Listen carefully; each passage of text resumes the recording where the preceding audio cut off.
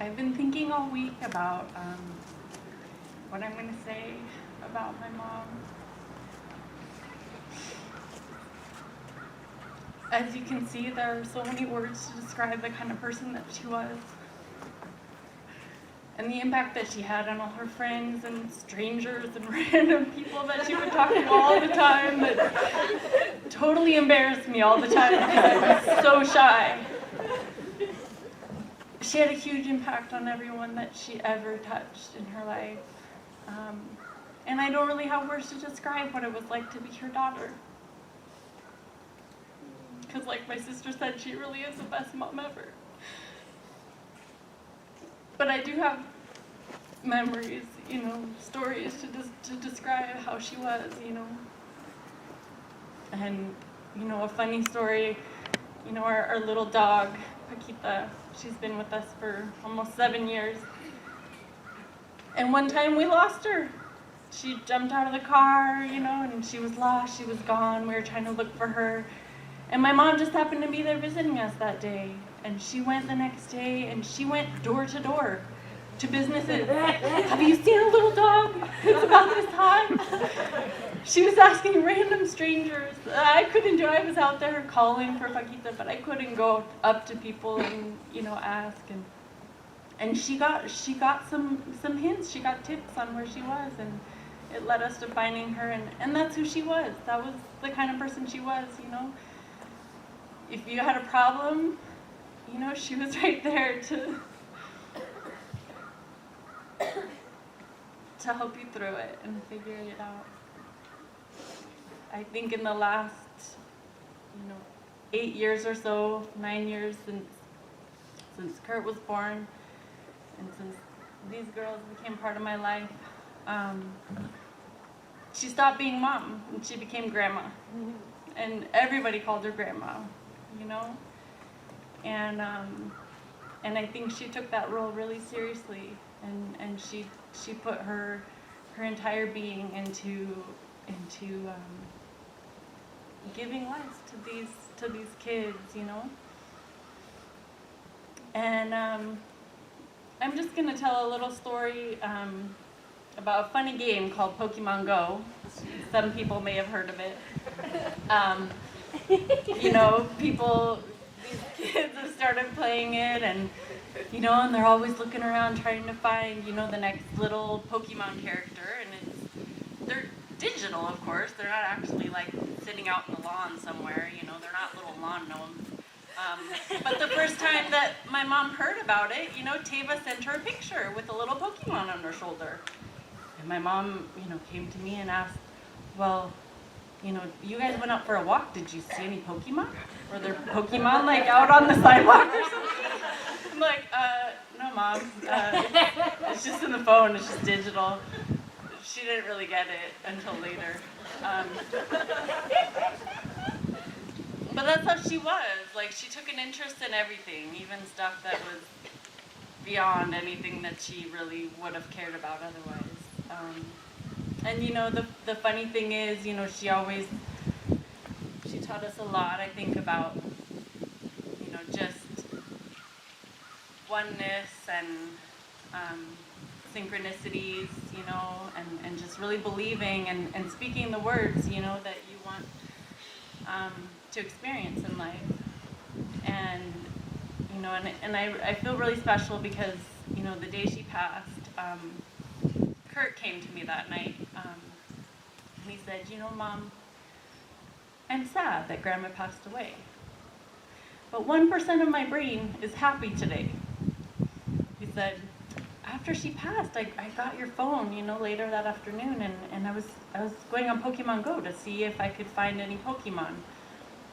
And he said, and this really rare Pokemon appeared right over La Casita, where she was when she passed.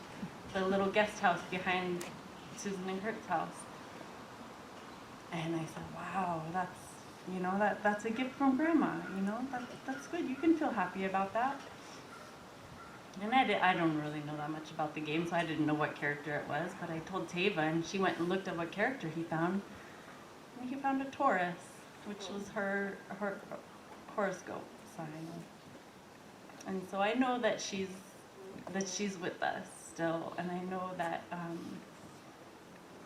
that in her last couple months, when she spent her time with us at our house, we didn't talk a lot about the possibility of death because we're so positive, we're so much focused on her healing and becoming well. But a couple times she shared with me, that really she wasn't scared, she wasn't scared to go. She knew that she would be reunited with her dad and her sister and with John, but what she was scared about was us, all of us, and I think she wanted us to be okay. And she shared with me that she really wanted to stick around for another 20 years, so that she could be here to see this guy turn 28, And, but I think she will be. I think she will be here. So, she was a person that with as many words as we can use to describe her, there are no words to really describe her because you can't really capture, how it felt to be in her presence or to feel the love that she had to give us. And I feel really special that that we had as much time with her as we did. So, thank you.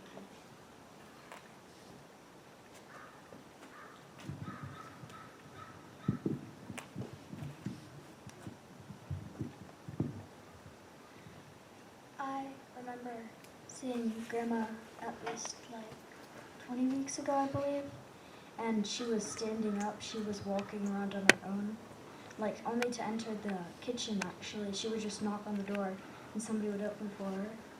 And then seeing her at Walla Walla in Abuela's house, just not able to talk even. I could feel that she was in a lot of pain. Like, she had to take medicine because she could barely control her mouth. Like, her mouth was open the entire time. She couldn't close it. And so then, like, when I saw her die, it was really frightening for me. But I could see Tava and Bria and my mom standing right there. And my mom was saying to me that she died a peaceful death. She said that she started breathing slowly until it stopped. But I was a teeny bit happy because I was glad that she wasn't in pain anymore. I was really happy with that.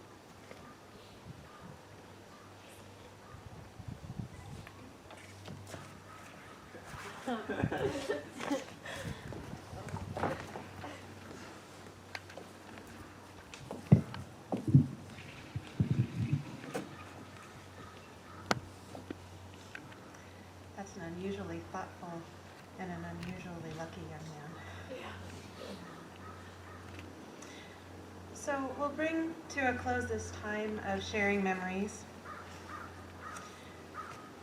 while acknowledging that there is so much more that could be said. Pam's spirit was way too big and bright to be captured in a single hour. The laughter and the hugs and the stories will continue during the reception at the 1912 Center.